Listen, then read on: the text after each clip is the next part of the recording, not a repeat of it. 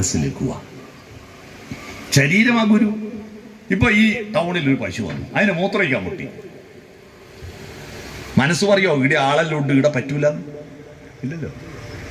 പാലും മതിച്ച് അവിടെ മൂത്രയ്ക്കും, അവിടെ ചാണകിടും, ഇല്ലേ? അമ്പലത്തില് തിടമ്പുമായിട്ട് എഴുന്നള്ളുന്ന ശിവേലിക്ക് എഴുന്നള്ളുന്ന ആന ശ്രീകോവിലിന്റെ മുമ്പിൽ പിണ്ടവിടുന്നാണ്ടിനാ.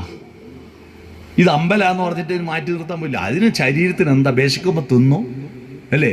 കാമം ഉണർന്ന പട്ടികൾ റോഡിന് വെച്ച് വേണ ചേരും, ഇല്ലേ? നമുക്ക് പറ്റുമോ? ശരീരമാണ് അതിന്റെ ഗുരു. മനസ്സിലേക്ക് പോവാ. മനസ്സ് മൃഗങ്ങൾക്ക് ഉണ്ട് കേട്ടോ. മൃഗങ്ങൾക്ക് മനസ്സുണ്ടോ ഞാൻ തെളിവ് വരട്ടെ. നിങ്ങൾ വീതി കുറഞ്ഞ റോഡിലേക്ക് കൂടി ഒരു സ്കൂട്ടർ കൊണ്ടുപോകുമ്പോൾ റോഡിന്റെ പകുതിക്ക് ഒരു പട്ടി കിടക്കുന്നു. നിങ്ങൾ ഹോൺ അടിച്ചു നോക്കൂ, പട്ടി സ്കൂട്ടറാണെന്ന് കണ്ട മൈൻഡ് ചെയ്യില്ല. കാരണം സ്കൂട്ടറിന്റെ പോട്ട വീതി അവിടെ ബാക്കിയുണ്ട്. തൊട്ട് പറയുക ലോറി വന്ന് നോക്ക്, പട്ടി എഴുന്നേറ്റ് മാറിത്തരും. അപ്പൊ സ്കൂട്ടർ പിന്നെ വീതി കുറവാണെന്നും ലോറിക്ക് വീതി കൂടുതലാണെന്ന് ആർക്കറിയാം? പട്ടിക്കറിയാം. നമ്മളെ കൂട്ടത്തിലെ ചിലതായി കണക്കറിയില്ല, കണ്ടെടുത്ത് വെച്ച് പോകും. കണ്ടില്ലേ?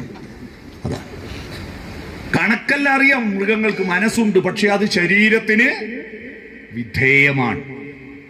നമ്മൾ മനുഷ്യരായത് എങ്ങനെയാണ്? മനസ്സ് ശരീരത്തെ നിയന്ത്രിക്കുമ്പോൾ. നമുക്കിപ്പോൾ ഇവിടുന്ന് മൂത്രയ്ക്കാൻ മുട്ടി എവിടെ ഇരിക്കോ? ഇവിടെ തന്നെ ചോദിച്ചാൽ പറയൂ അയാളെന്ത് ജന്തുവാന്നു, അല്ലേ? മൃഗമാണ്. നമ്മുടെ ശരീരത്തെ നിയന്ത്രിക്കുന്ന ഒരു മനസ്സുണ്ട്.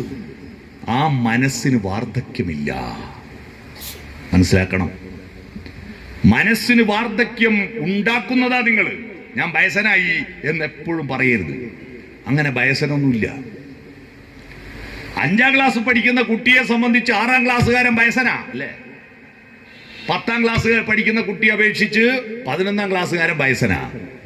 വയസ്സൻ എന്ന് പറയുന്ന ഒരു താരതമ്യം മാത്രമാണ്. നമ്മളാണ് തീരുമാനിക്കേണ്ടത് വയസ്സനാണോ. എനിക്ക് ഈ വയോജനങ്ങൾക്ക് ക്ലാസ് എടുക്കാൻ ഏറ്റവും വലിയ എനർജി കിട്ടിയത് ഇവിടുന്നറിയോ? എൻ്റെ അച്ഛൻ്റെ അച്ഛനിൽ നിന്നാണ്. 100ാമത്തെ വയസ്സിലാണ് മരിച്ചത്. മരിക്കുന്നതിന് തൊട്ട് മുമ്പത്തെ ആഴ്ച വരെ കൂത്തുപറമ്പ് ഷൈല ടാക്കീസ് പോയിട്ട് സിനിമ കണ്ടിന് കേട്ടോ. മരിക്കുന്നതിൻ്റെ തൊട്ട് മുമ്പത്തെ ആഴ്ച വരെ ഒരൊറ്റ സിനിമ ഒഴിവാക്കില്ല, എല്ലാം കാണും. ടാക്കീസിൽ ഫ്രീയാ. കാരണം ടാക്കീസ് ഉദ്ഘാടനം ചെയ്യുന്ന അന്ന് മുതൽ സിനിമ കാണാൻ വരുന്നത്. നിങ്ങൾ ടിക്കറ്റ് വേണ്ടെന്ന് പറഞ്ഞു അടുത്ത ടാക്കീസിന്റെ മുതലാളി. നിങ്ങൾക്ക് ഇഷ്ടമുള്ളപ്പോൾ ഒന്ന് കണ്ടോ.